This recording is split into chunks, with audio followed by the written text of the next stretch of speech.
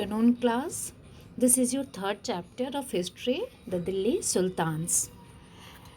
So in the first two chapters you had studied about the chapter 1 is yours tracing changes through 1,000 years, and chapter 2 is जो आपने पढ़ा था chapter 2 में, that is your new Kings and kingdoms. Okay, इस chapter में आप Delhi sultans के बारे में समझेंगे. अब दिल्ली सुल्तान्स में दिल्ली जो है एक इम्पॉर्टेंट सिटी बनती है 12th सेंचुरी में आकर के. Delhi become an important city around 12th century. Okay, तो 12th सेंचुरी से दिल्ली की इम्पोर्टेंस बढ़ना शुरू हो जाती है. तो दिल्ली जो होती है वो सबसे पहले कैपिटल बनती है. फर्स्ट बिकेम दी कैपिटल. किसके टाइम में? तोमर राजपूतों के टाइम में दिल्ली जो है कैपिटल बनी. तोमर राजपूतों को हराया. किसने हराया? चौहान्स ने. ये जो चौहान्स थे ये अजमेर के रहने वाले चौहान्स थे. उसके बाद तो तोमर्स और चौहान के बाद दिल्ली जो है एक इम्पोर्टेंट कमर्शियल सेंटर जो है के रूप में डेवलप हो जाती है. और फिर दिल्ली में दिल्ली वाल जो यहाँ पे कॉइन्स था उसको मिंट किया गया. क्लियर? जो दिल्ली में कॉइन्स मिंट किया गया, बनाया जाता था, वो उसका नाम था दिल्ली वॉल. तो इस पूरे फर्स्ट पैराग्राफ में हमने ये देखा कि दिल्ली जो है वो एक इम्पॉर्टेंट सिटी थी. तोमर राजपूतों के अंडर में एक इम्पॉर्टेंट सिटी बन जाती है, एक इम्पॉर्टेंट कैपिटल बन जाती है. फिर तोमर को राजपूतों ने हराया. तो इस तरह से तोमर एंड राजपूत जो राजा थे उनके अंडर में दिल्ली जो है एक इम्पॉर्टेंट सिटी के रूप में, कमर्शियल सेंटर के रूप में डेवलप होती है. फिर दिल्ली में कॉइन्स जो होता है दिल्ली वॉल जो इम्पोर्टेंट है. दिल्ली वॉल, अगर आपसे कोई पूछे कि दिल्ली वॉल क्या था तो ये दिल्ली में चलाए जाने वाले कॉइन्स थे जो वहाँ पे मिंट होते थे. ओके, फिर नेक्स्ट पैराग्राफ में हम देखते हैं, हम इस सेकंड पैराग्राफ में देख रहे हैं कि दिल्ली का जो ट्रांसफॉर्मेशन होता है वो दिल्ली सल्तनत के अंडर में स्टार्ट हो जाता है. अब 13th सेंचुरी में दिल्ली सल्तनत स्टार्ट तो हो जाता है 12th सेंचुरी से ही, लेकिन 13th सेंचुरी से जो है यहाँ पर क्या होता है कि ये जो डायनेस्टी है दिल्ली सल्तनत के अंदर में जो है दिल्ली जो होता है उसकी फाउंडेशन एज दिल्ली सल्तनत के अंडर में दिल्ली जो होती है वो एक स्ट्रॉन्ग धीरे धीरे बनना शुरू हो जाती है. तो सेकेंड पैराग्राफ में हमने ये देखा. दिल्ली सल्तनत ने बहुत सारे शहर बनाए थे. Built many cities. दिल्ली सुल्तान ने बहुत सारे शहर बनाए थे. फॉर द एग्जांपल दिल्ली इन कोहना, दिल्ली इकोना, सीरी एंड जहांपना. इस मैप में हम यहाँ देखते हैं तो ये हमारा है सीरी जो दिल्ली सुल्तान ने बनाया था, ये जहांपना शहर है और ये दिल्ली ई कोहना है. इंडिया के मैप में ये दिल्ली के आसपास 3 शहर सीरी, जहांपना और दिल्ली ई कोहना जो है ये बनाया गया था दिल्ली सुल्तानों के द्वारा. सेकंड में अभी हम ये देखेंगे रूलर्स ऑफ दिल्ली. दिल्ली जब इतना इम्पोर्टेंट हो जाती है 12th तक आते आते तो वहाँ पे कौन कौन से रूलर्स जो थे वो वहाँ पे शासन कर रहे थे. तो यहाँ पे सबसे पहले जो थे वो दिल्ली में हमने बताया कि राजपूत डायनेस्टी का सबसे पहले इनके अंडर में दिल्ली जो एक इम्पोर्टेंट कमर्शियल सेंटर बनती है जिसमें आपके तोमर होते हैं और ये चौहान होते हैं. अब तोमर में जो था अनंगपाल जो था, ये जो राजा है तोमर डायनेस्टी का अनंगपाल, और ये पृथ्वीराज चौहान, ये इम्पोर्टेंट चौहान डायनेस्टी से थे पृथ्वीराज चौहान. और तोमर डायनेस्टी से अनंगपाल जो थे इम्पोर्टेंट राजपूत डायनेस्टी थी जिसके अंडर में दिल्ली जो है एक इम्पोर्टेंट सेंटर बन के फॉर्म होता है. इसके अलावा दिल्ली जो है दिल्ली इन 5 डायनेस्टीज के अंडर में रूल करती है. Turkish ruler, Khalji ruler, Tughlaq dynasty, Syed dynasty and Lodhi dynasty. तो राजपूत रूलर्स के बाद टर्किश रूलर जिसमें कुतुबुद्दीन ऐबक, इल्तुतमिश, रजिया एंड गियासुद्दीन बन आते हैं. खिलजी डायनेस्टी में हम देखते हैं तो जलालुद्दीन खिलजी और अलाउद्दीन खिलजी आते हैं. तुगलक डायनेस्टी में गियासुद्दीन तुगलक, मोहम्मद बिन तुगलक एंड फिरोज शाह तुगलक. सैयद डायनेस्टी में खिजर खान एंड लोधी डायनेस्टी में बहलोल लोधी. इस तरह के राजपूत डायनेस्टी के बाद ये 5 अदर डायनेस्टीज़ होती हैं जो दिल्ली सल्तनत में रूलर्स के रूप में ये जानी जाती हैं. तो हमें ये लर्न करना है, हमें ये याद रखना है कि कौन कौन से रूलर्स थे जो दिल्ली में शासन किए थे। ओके, उसके बाद finding out about the Delhi sultans. तो अब ये दिल्ली सुल्तान के बारे में हमें इतनी इन्फॉर्मेशन कहाँ से मिलती है? तो सबसे पहली बात कि इंस्क्रिप्शन के अलावा कॉइन्स, आर्किटेक्चर से हमें दिल्ली सल्तनत के बारे में बहुत ज़्यादा इन्फॉर्मेशन मिलती है। Besides that the most valuable thing that is this तवारीख। तवारीख जो था वो मोस्ट इम्पोर्टेंट था। दिल्ली सल्तनत के बारे में सबसे इम्पोर्टेंट इन्फॉर्मेशन हमें तवारीख से मिलती है। नाउ व्हाट इज़ तवारीख? तवारीख आर ये हिस्ट्रीज थी। तवारीख क्या थी? हिस्ट्री थी। तवारीख प्लूरल फॉर्म में, सिंगुलर में तारीख कहते हैं, जो कि पर्शियन लैंग्वेज में जो है ये तवारीख जो है ये पर्शियन लैंग्वेज में लिखी जाती थी। इसमें राजाओं की हिस्ट्री लिखी जाती थी और यही पर्शियन लैंग्वेज जो है लास्ट में दिल्ली सल्तनत का लैंग्वेज ऑफ एडमिनिस्ट्रेशन भी बनता है। तवारीख के जो ऑथर्स होते थे ये बहुत ही ज़्यादा लर्नेड मैन हुआ करते थे। लर्नेड मैन मतलब विद्वान स्कॉलर्स हुआ करते थे। सेक्रेटरीज, एडमिनिस्ट्रेटर्स, पोएट्स, कोटियर्स, यही लोग तवारीख लिखा करते थे, यानी हिस्ट्रीज लिखा करते थे। किनकी हिस्ट्रीज? रूलर्स की हिस्ट्रीज लिखा करते थे। और वो क्या लिखा करते थे? इसके अलावे वो और जो दूसरी चीज़ करते थे वो रिकाउंटेड इवेंट्स, वो सारी घटनाओं को रिकाउंट करते थे, मतलब उसको सीक्वेंस में अरेंज करते थे और रूलर्स को एडवाइस करते थे उनके गवर्नेंस को, कि उनको कैसे गवर्न करना है। और फिर उनको इम्पोर्टेंस बताते थे जस्ट रूलर की, कि एक न्यायप्रिय शासन करना है, एक जस्ट रूल आपको करना है, तो वो कैसे करेंगे आप, इस बात पे वो जोर देते हुए रूलर्स को एडवाइस भी करते थे उनके गवर्नेंस में।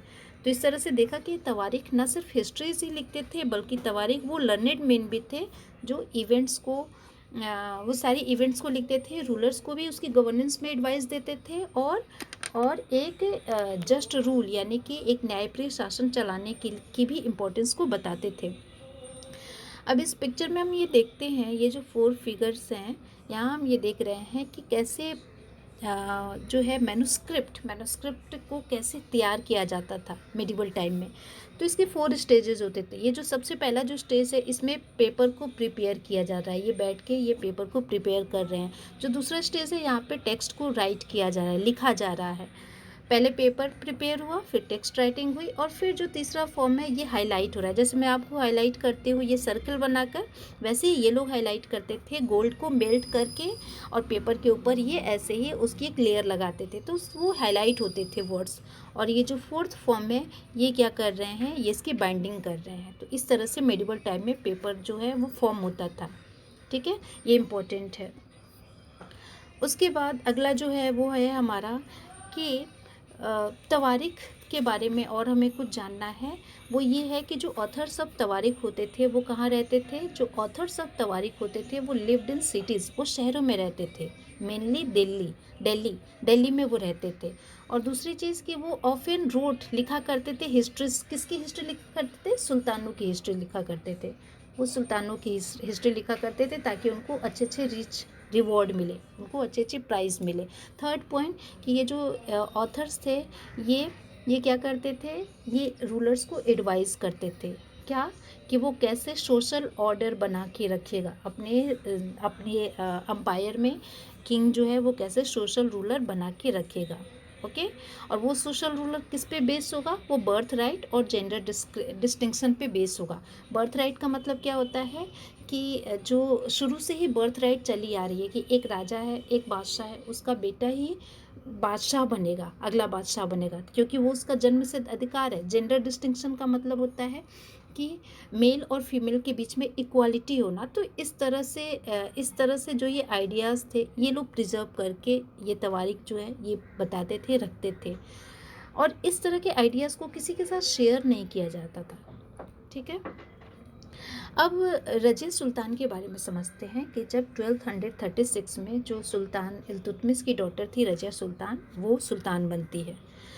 ये 13th सेंचुरी में जब एक लेडी रजिया सुल्तान बनती है, तो वो तो जो उनके टाइम में जो मिन्हाज सिराज जो थे, मिन्हाज सिराज कौन है, ये इम्पोर्टेंट नेम है, हिस्टोरिकल नेम है ये, आप इसको लर्न रखेंगे।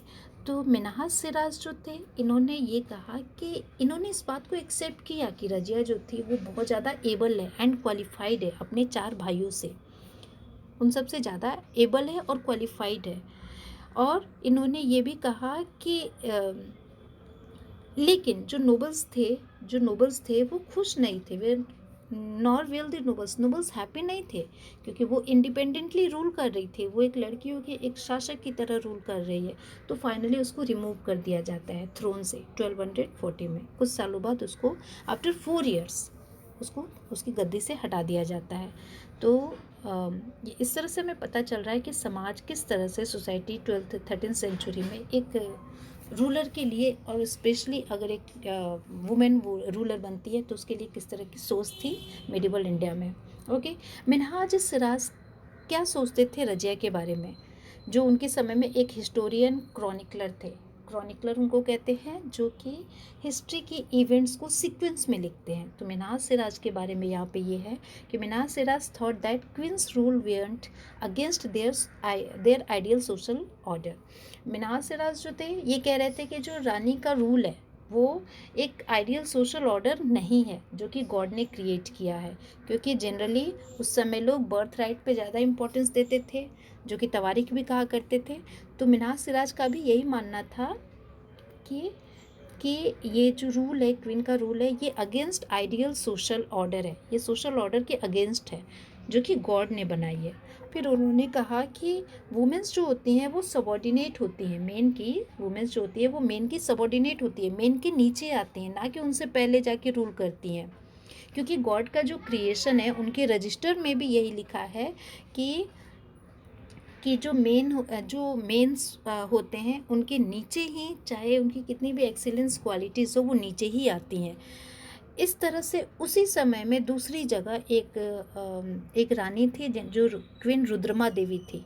अब ये जो रुद्रमा देवी हैं वो काकतीय डायनेस्टी की थी जो आंध्र प्रदेश में है। तो उन्होंने भी अपने रजिया सुल्तान के कंटेम्प्रेरी ही थी, उन्हीं के टाइम में साउथ इंडिया में ये रूल करने वाली रानी थी। तो इस रानी ने भी ये भी रूल तो किया था उसने, और उसने अपने नेम को चेंज कर दिया था। Rudrama Devi change her name on her inscription, अपने इंस्क्रिप्शन पे अपना नाम चेंज कर दिया था, और वो अपने आप को एक मेन की तरफ प्रिटेंड करके शासन चला रही थी।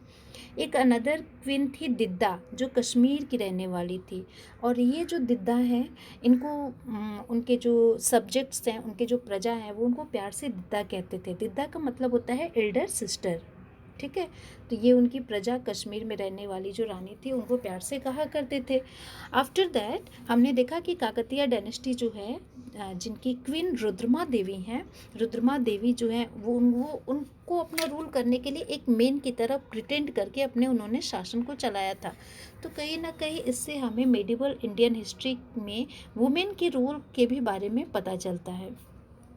आगे है from garrison town to empire.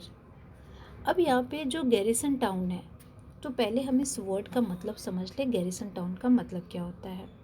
Garrison town का मतलब होता है जो सोल्जर्स जहाँ पे रहा करते थे। तो मतलब छावनी, जैसे कि ये कैंट एरिया हो गया, तो ये स्पेशली क्या है, इन्हीं लोगों के लिए है जो आर्मी में रहने वाले लोग हैं, उनकी फैमिली यहाँ रहती है। तो ठीक वैसे ही मेडिवल इंडिया में गैरिसन टाउन हुआ करते थे। तो किस तरह से दिल्ली सल्तनत का जो एक्सपेंशन होता है वो गैरिसन टाउन से लेकर के अम्पायर तक उनका साम्राज्य कैसे धीरे धीरे एक्सटेंड हो रहा है, इसके बारे में हम समझेंगे यहाँ पे। तो 13th सेंचुरी के स्टार्टिंग में, इन दी अर्ली 13th सेंचुरी, जो कंट्रोल था दिल्ली सुल्तान का, वो क्या था? वो कंट्रोल जो है रेयरली वेंट बियॉन्ड, उनका जो कंट्रोल है वो बहुत ज़्यादा नहीं फैला हुआ था, rarely went beyond heavily fortified towns. मतलब इन गैरिसन जो सोल्जर्स का एरिया था उससे बाहर उनका कंट्रोल नहीं था। मुश्किल से ही वो सिर्फ उसी एरिया तक ही अपना कंट्रोल बनाए हुए थे। उन सुल्तानों का जो कंट्रोल था वो हिंटरलैंड ऑफ द सिटीज़ जो सुल्तान्स थे उनका सिल्ड्रम कंट्रोल होता था, बहुत ही मुश्किल से वो कंट्रोल करते थे hinterland of the cities, cities के हिंटरलैंड को। हिंटरलैंड वो जगह होती है जो कि पोर्ट वाला एरिया होता है, जहाँ से फूड वगैरह सप्लाई होते हैं। हिंटरलैंड का मतलब होता है पोर्ट, जहाँ से फूड सप्लाई होती है। तो इस तरह से तो यहाँ पे दिल्ली सल्तनत का जो शासन था वो उनके गैरिसन टाउन तक भी नहीं था, और फिर वो धीरे धीरे गैरिसन टाउन तक अपना कंट्रोल बनाते हुए धीरे धीरे वो अपने शासन को हिंटरलैंड तक कोशिश कर रहे हैं बढ़ाने की। अब ये कैसे करते हैं इसको हम समझेंगे। तो गैरिसन टाउन जो कंट्रोल करना था, जैसे कि बंगाल में, जैसे कि सिंध में, वहाँ पे कंट्रोल करना बहुत ज़्यादा मुश्किल हो रहा था दूर बंगाल में, क्योंकि दिल्ली जो है आप यहाँ मैप पे देखेंगे ये दिल्ली है, और इधर आपका आता है बंगाल, इधर आता है बंगाल के अलावा इधर सिंध और मुल्तान है। तो इस जगह से इस सब एरिया में कंट्रोल करना it was very difficult for Delhi sultans. तो वो क्या किए, एक तो ये प्रॉब्लम थी, डिस्टेंस हो जाती थी। सेकेंड थिंग कि जो रिवेलियन वॉर वगैरह हुआ करते थे, ये रिवेलियन वॉर और बैड वेदर, कभी कभी बहुत ज़्यादा वेदर जब ख़राब हो जाता तो इससे इनका जो कम्युनिकेशन था वो बहुत ज़्यादा ख़राब हो जाता था। इतने दूर दूर लोगों से इनका जो संपर्क था कम्युनिकेट करने का वो बन नहीं पा रहा था। इसके अलावा जो दिल्ली अथॉरिटी थी वो हमेशा चैलेंज किया जाता था मंगोल्स के द्वारा। ये मंगोल्स कौन थे, जो सेंट्रल एशिया अफ़गानिस्तान वगैरह से ये आते थे, आक्रमण कर देते थे कभी कभी इंडियन सब कॉन्टिनेंट के ऊपर। जहाँ जब भी कभी ये किसी सुल्तान की वीकनेस देखते थे तो ये मंगोल्स इंडिया में इन्वेशन कर दिया करते थे, आक्रमण कर दिया करते थे। तो ये थर्ड प्रॉब्लम हो जाती थी। और भी चैलेंजेस क्या आते थे दिल्ली सल्तनत के सामने कि इस तरह से धीरे धीरे तो हमने देखा कि गैरिसन टाउन पे इनका कंट्रोल नहीं था, जहाँ पे सोल्जर्स रहते थे वहाँ कंट्रोल नहीं था, क्योंकि वो बहुत दूर दूर बंगाल और सिंध जैसे जहाँ जहाँ सैनिक थे, तो उन सब जगहों पे दूर की जगहों पे शासन करना एक्सट्रीमली डिफ़िकल्ट होता था दिल्ली सुल्तान्स के लिए। सेकेंड, रिवेलियन और वॉर, कभी कभी विद्रोह हो जाता था राज्य में, कभी कभी युद्ध की संभावना पॉसिबिलिटी बन जाती थी, कभी कभी बैड वेदर जो होता था उसकी वजह से मौसम ख़राब हो जाता था, तो कम्युनिकेशन राज्य में एक दूसरे से नहीं हो पाता था। उसके बाद इन सब के बावजूद मंगोल्स का इन्वेशन होता था, आक्रमण हो जाता था। सुल्तान की कमजोरी जब कभी मंगोल देखते थे तो वो आक्रमण कर देते। तो ये सारी चैलेंज को सरवाइव करना इनके लिए बहुत बेयरली सरवाइव दिस चैलेंज, बहुत मुश्किल होता था। लेकिन गयासुद्दीन बलबन के टाइम में इसको जो है, जो ये प्रॉब्लम है उसको सॉल्व किया गया। गयासुद्दीन बलबन के टाइम में ये प्रॉब्लम जो है उसको सॉल्व किया गया, और अलाउद्दीन खिलजी और मोहम्मद बिन तुगलक के समय में धीरे धीरे ये जो एक्सपेंशन है दिल्ली सुल्तान्स का इंडियन सब कॉन्टिनेंट के ऊपर वो बहुत तेज़ी से बढ़ने लगा। क्लियर, हमने ये देखा कि किस तरह से चैलेंजेस फेस करनी पड़ रही है इनको। फिर हमने ये देखा कि किस तरह से गयासुद्दीन बलबन के टाइम में अब ये धीरे धीरे अपने राज्य को कंसोलिडेट करना शुरू करते हैं, और अलाउद्दीन खिलजी और मोहम्मद बिन तुगलक के समय में कैसे ये अपना आप तेज़ी से एक्सपैंड करना शुरू करते हैं, अपने राज्य को फैलाना शुरू करते हैं। Again we see here internal frontiers और एक्सटर्नल फ्रंटियर्स की जब बात आती है, that is very important, internal frontiers. अब देखिए, अब जो दिल्ली सल्तनत थी, अब क्योंकि ये क्या कर रहे हैं अपने राज्य को फैलाने के लिए ये दो तरह के कैंपेन्स चलाते हैं। तो जो फर्स्ट सेट ऑफ कैंपेन था दैट इज़ इंटरनल फ्रंटियर्स। इसमें क्या हुआ कि सबसे पहले ये हिंटरलैंड को कंसोलिडेट करना शुरू करते हैं। कंसोलिडेट हिंटरलैंड को कंसोलिडेट करने का मतलब ये हुआ कि सबसे पहले ये पोर्ट वाले एरिया जहाँ से फूड सप्लाईज वगैरह होती थी, जो भी चीज़ें सप्लाई होती थी, पहले ये हिंटरलैंड को कंट्रोल करना शुरू करते हैं। ठीक है, उसके बाद ये क्या करते हैं, फॉरेस्ट को बहुत ज़्यादा जो है उसको क्लियर किया गया, साफ़ सुथरा जंगलों को साफ़ कराया गया, और जंगल में जो रहने वाले हंटर गेदरर्स थे और जो पेस्टरलिस्ट थे उनको उनके हैबिटेट से उनको बाहर हटा दिया गया, उनको बाहर भेज दिया गया। तो वो कहाँ गए, तो उनको बाहर भेज देने के बाद उसके बाद जो वो लैंड थी वो पीजेंट्स को दे दिया गया ताकि वो वहाँ पे एग्रीकल्चर कर सके। ओके, और फिर उसी लैंड पे नए फिर एग्रीकल्चर करने के लिए लैंड दे दिया गया। फिर जो भी लैंड थी वहाँ पे नए नए फोर्ट्रेस, किले, गैरिसन टाउन और टाउन्स जो थे वो सब इस्टेब्लिश किए जाते हैं। तो इस तरह से हम देख रहे हैं कि इंटरनल जो उनका कैंपेन था, इंटरनल फ्रंटियर था, उसमें वो क्या करते हैं, ठीक है। अब जो दूसरा आता है वो है एक्सटर्नल फ्रंटियर्स। दो तरह के कैंपेन चलाए थे अपने राज्य को एक्सपेंड करने के लिए। तो एक्सटर्नल फ्रंटियर्स में उन्होंने क्या किया था, उन्होंने मिलिट्री एक्सपेडिशन शुरू किया, यानी सैनिकों को भेजना शुरू किया। कहाँ भेजा, सदर्न इंडिया में। सदर्न इंडिया में अलाउद्दीन खिलजी ने सबसे पहले शुरू किया था। तो अलाउद्दीन खिलजी ने शुरू करने के बाद अब उसने क्या किया, अलाउद्दीन खिलजी ने सबसे पहले स्टार्ट किया अपने एक्सपेंशन के लिए, राज्य के विस्तार के लिए, लेकिन यहाँ पे उसको कल्मिनेट किया है। कल्मिनेट करने का मतलब होता है कि मतलब इस चीज़ को और ऊंचाई तक बहुत तेज़ी से और फैलाया मोहम्मद बिन तुगलक ने। ओके, मोहम्मद बिन तुगलक ने। तो यहाँ पे Alauddin Khilji and Mohammad bin Tughlaq, this are two important rulers who expand their empires under Delhi सल्तनत।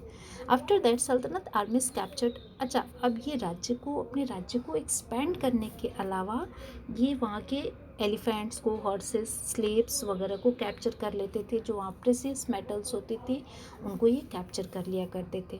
तो इस तरह से हमने ये देखा कि जो सेकेंड एक्सपेडिशन है, that is external frontier of the Saltanat. In this campaign the rulers of Delhi Saltanat, उन्होंने क्या किया, मिलिट्री एक्सपेडिशन शुरू किया। मिलिट्री एक्सपेडिशन में वो रूलर्स कौन कौन थे, अलाउद्दीन खिलजी एंड मोहम्मद बिन तुगलक। और उनके टाइम में उन लोगों ने क्या किया, इन्होंने अपने राज्य को एक्सपेंड किया, फैलाया, और जो हॉर्सेस, जो एलिफेंट्स, जो स्लेव्स थी और जो वहाँ के प्रेसियस मेटल्स थे उस पर उनकी आर्मी ने कैप्चर कर लिया।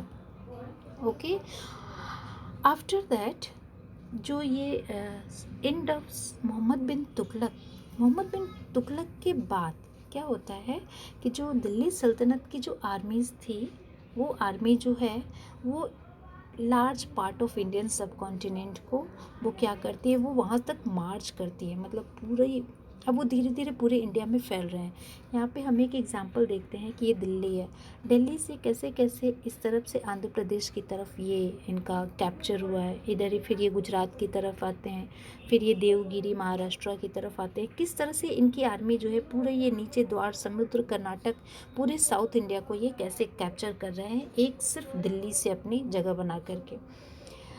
तो फिर दिल्ली सल्तनत के अंडर में तो ये जो इनकी आर्मीज़ थी, इन्होंने क्या किया, पूरे शहर को धीरे धीरे, सिटीज़ को सीज़ करना शुरू किया। और न सिर्फ सीज़ ही किया बल्कि वो वहाँ से टैक्स भी कलेक्ट करते थे। आफ्टर दैट अब हम देखते हैं मस्जिद के बारे में समझते हैं। तो ये हमारा जो मस्जिद है, ये जो फिगर 2 है, ये कुव्वत अल इस्लाम मस्क है, कुव्वत अल इस्लाम मस्जिद है। ओके, और यहाँ पे जो पूरी की पूरी मस्जिद है, इस मस्जिद का नाम है बेगमपुरी मस्जिद। दिल्ली में बनी हुई है ये मस्जिद। तो यहाँ पे मस्जिद के बारे में कुछ हम इम्पोर्टेंट टर्म समझते हैं। मस्जिद एक अरेबिक वर्ड है। मस्जिद इज़ एन अरेबिक वर्ड। कभी कभी पूछ लिया जाता है वन वर्ड क्वेश्चन में, ऑब्जेक्टिव टाइप ऑफ क्वेश्चन में। तो मुस्लिम जो होते हैं वो क्या करते हैं, प्रोस्ट्रेट्स करते हैं। प्रोस्ट्रेट्स मतलब अपने अल्लाह की पूजा के लिए वो इस जगह पे मस्जिद में जाके वो इकट्ठे होते हैं। And in a congregational mosque Muslim read their prayers, और वो वहाँ पे अपना प्रेयर पढ़ते हैं, नमाज पढ़ते हैं। उनकी प्रेयर्स को नमाज कहा जाता है। और जो उनके लर्नेड मेल होते हैं, जो उनके लीडर होते हैं, उनको इमाम कहा जाता है। मुस्लिम के जो लर्नेड मेल होते हैं उनको इमाम कहा जाता है। फिर मुस्लिम में खुतबा पढ़ा जाता है। खुतबा का मतलब क्या हुआ कि जो ये उपदेश देते हैं, जो इमाम जो उपदेश देते हैं, जो सरमन्स डिलीवर करते हैं, उसको खुतबा कहा जाता है। और ये फ्राइडे प्रेयर को पढ़ा जाता है। अगेन इंडिया के वेस्ट की तरफ फेस करके, क्योंकि वेस्ट में ही मक्का है। मक्का कहाँ है, ईरान में, ठीक है। तो वेस्ट की तरह ये फेस करके इसको पढ़ा जाता है, तो उसको हम लोग कहते हैं किबला। तो ये मस्जिद के बारे में कुछ इम्पोर्टेंट टर्म्स थे। वो टर्म्स क्या क्या थे? सबसे पहला जो टर्म था कि मस्जिद जो है वो अरेबिक लैंग्वेज में है। दूसरा, नमाज के बारे में जो उनका प्रेयर होता था। किबला के बारे में, जो मक्का की तरफ फेस करके वो अपना प्रेयर पढ़ते थे। खुतबा क्या होता था? जो वो उपदेश उनके लीडर देते थे, उनके लीडर को इमाम कहा जाता था। अगेन दिल्ली सुल्तान्स जो थे वो बहुत सारे मस्जिद बनाए हुए थे, जैसे कि ये मोठ की मस्जिद है। ये जो मस्जिद है ये मोठ की मस्जिद है, ये सिकंदर लोदी ने बनाई थी, जो लोदी डायनेस्टी के रूलर थे। ये जो मस्जिद है ये भी एक मस्जिद है। तो दिल्ली सल्तनत ने बहुत सारी मस्क बनाई थी। मस्क बनाने का सिर्फ एक ही रीज़न था कि वो अपनी अथॉरिटी को, अपने पावर को वो क्लेम करना चाहते थे, वो उसका प्रदर्शन करते थे। और उनको ये भी दिखाना था कि वो जो है इस्लाम के प्रोटेक्टर हैं, क्योंकि इस्लाम जो है उस समय इंडियन सब कॉन्टिनेंट में जो है वो दूसरी वैरायटी, एक दूसरा बैकग्राउंड हो जाता है इंडियन सब कॉन्टिनेंट में उनका। तो वो अपनी पूरी कम्युनिटी को, इस्लामिक कम्युनिटी को एक सेंस ऑफ कम्युनिटी देने के लिए, एक सेंस ऑफ मस्क जो है, इससे क्या होता था कि मस्क से, मस्जिद से एक सेंस ऑफ कम्युनिटी भी का एक मैसेज भी जाता था। तो इस तरह से हमने देखा ओवरऑल इस चैप्टर को। बाद की एक्सरसाइज को हम बाद में समझते हैं। Okay, thank you class.